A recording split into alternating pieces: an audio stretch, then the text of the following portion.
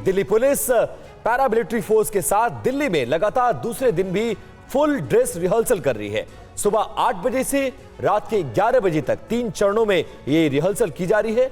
लोगों से मेट्रो का ज्यादा इस्तेमाल करने की अपील भी की गई है।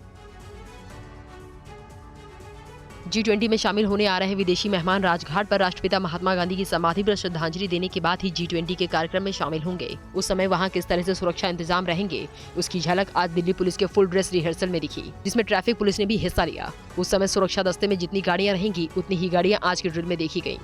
दिल्ली पुलिस ने शनिवार को पहले ड्रिल किया, होटलों से जो गाड़ियों का काफिला था, कितनी गाड़ियां होंगी, सुरक्षा के कितने कर्मी होंगे, ये सारी चीज़ों का ड्रिल, टाइमिंग क्या होगी देखते हुए बाकायदा शनिवार को ड्रिल किया था, जो कि उनके होटल से निकल के भारत मंडपम तक गया था। और आज जो दिल्ली पुलिस ड्रिल कर रही है उसमें साफ नजर आ रहा है कि किस तरीके से जो डेलीगेशन विदेशी मेहमान जो आएंगे उनको उनके होटल से लेकर के वो राजघाट किस तरीके से आएंगे और जो विदेशी मेहमानों के परिवार वाले हैं वो किस तरीके से आएंगे, इस तरीके से विदेशी मेहमानों का काफिला आएगा।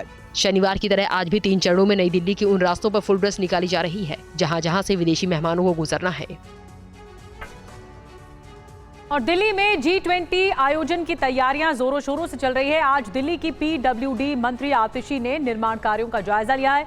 आतिशी ने कहा कि MCD में 15 साल बीजेपी का कब्जा रहा और 1 साल LG का कंट्रोल रहा, लेकिन इन्होंने कोई काम नहीं किया।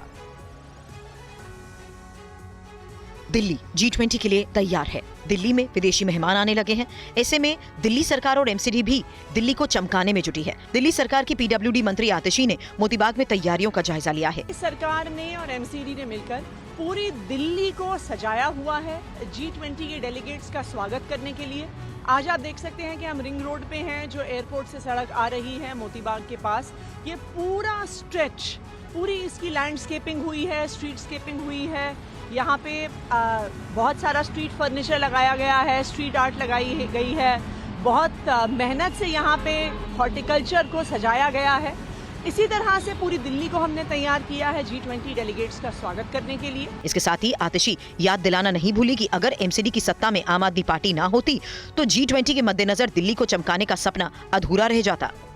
अगर MCD ने अपना काम किया होता, भारतीय जनता पार्टी ने अपना काम किया होता और अगर LG साहब ने 1 साल में कोई भी काम किया होता तो आज दिल्ली को साफ करने में आम आदमी पार्टी शासित MCD को इतनी दिक्कत नहीं आती। और आप देखिए, दिल्ली में शिवलिंग नुमा फव्वारे पर सौरभ भारद्वाज ने कहा कि उपराज्यपाल ने पाप किया है और उन्हें प्रायश्चित करना चाहिए। देखिए, मामला 3 दिन पहले भारतीय जनता पार्टी ने उठाया और उन्होंने कहा कि ये काम अरविंद केजरीवाल जी की सरकार ने किया है, लिहाजा आतिशी के ऊपर FIR दर्ज कराई जाए।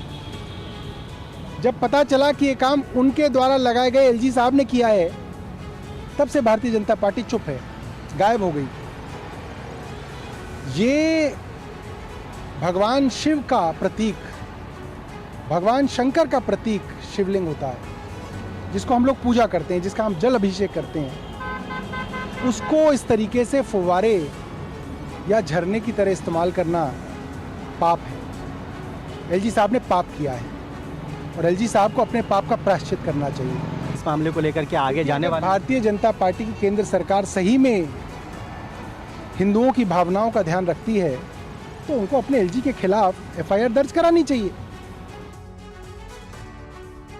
नई दिल्ली में G20 के आयोजन के दौरान संदिग्ध गतिविधियों पर नजर रखने के लिए एक हाईटेक कंट्रोल रूम भी बनाया गया है। क्या है इसमें खास, बता रहे हैं TV9 संवाददाता सुमन।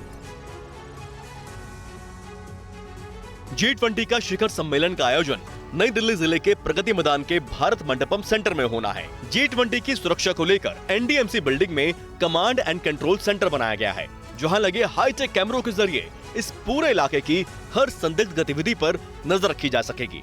कैमरों की रेंज 2 किलोमीटर है, जिनके जरिए संदिग्ध गाड़ियों के नंबर तक पढ़े जा सकते हैं। कोई भी ऐसा नहीं है जो इस थर्ड आई से बच पाएगा। हमारे 50 एम्प्लॉयज 24/7 डे एंड नाइट इस कंट्रोल एंड कमांड सेंटर में कार्य कर रहे हैं और लगभग 4500 कैमरे वो भी 180 डिग्री पर इसमें लगे हुए हैं और इस कंट्रोल एंड कमांड सेंटर के माध्यम से हम बहुत सारी गतिविधियों को यहीं से बैठ करके मॉनिटर कर सकते हैं। मैं चाहूंगा कि आप थोड़ा सा सर दिखाएं कि ये हम यहीं से, जैसे आप ट्रैफिक आप देख रहे हैं, ये ट्रैफिक हम यहीं से बैठ करके मॉनिटर कर सकते हैं। अगर कोई गाड़ी खराब हो जाए, अगर कोई व्हीकल आ जाए, कोई अनवांटेड मूवमेंट हो, तो वो भी हम यहाँ से देख सकते हैं। वहीं G20 के लिए फायर डिपार्टमेंट ने 500 लोगों की एक टीम तैयार की है जो उन जगहों पर तैनात रहेगी जहां जहां विदेशी मेहमानों की मौजूदगी रहेगी।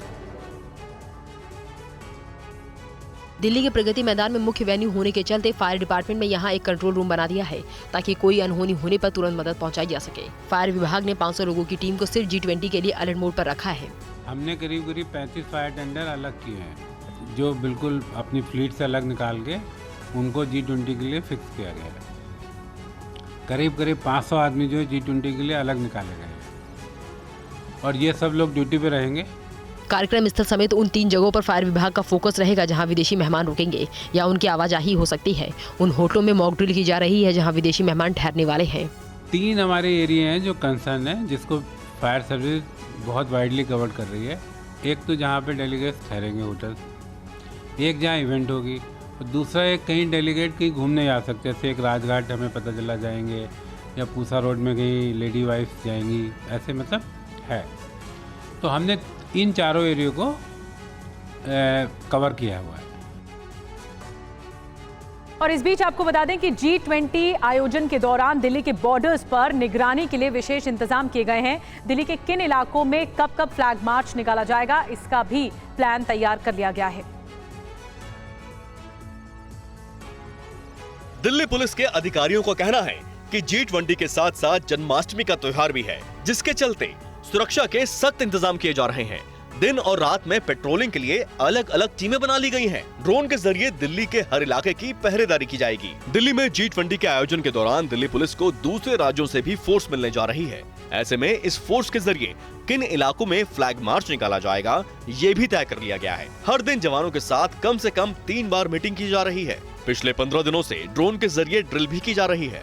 और इसमें बॉर्डर पिकेट्स भी आते हैं, जो यमुना के ऊपर हमारे ब्रिजेस हैं वो भी आते हैं, और जो स्ट्रेटेजिक पिकेट्स हैं बीच में वो भी आते हैं, और जो खादर एरिया है, क्योंकि यमुना के उस तरफ में जो फंक्शन है, इस तरफ में खादर है, तो खादर की प्रॉपर पेट्रोलिंग दिन में किस तरह होगी, रात में किस तरह होगी, और जो हमारे पास आउटर फोर्स आएगा उससे किस किस जगह पे फ्लैग मार्च कराना है, वो सारा चीज़ हम लोगों ने प्लान किया हुआ है। जागुआर मोटरसाइकिल्स हैं या फिर ड्रोन से जो हम लोग सर्वेलेंस कर रहे हैं, हर चीज़ हम लोगों ने प्लान किया हुआ है।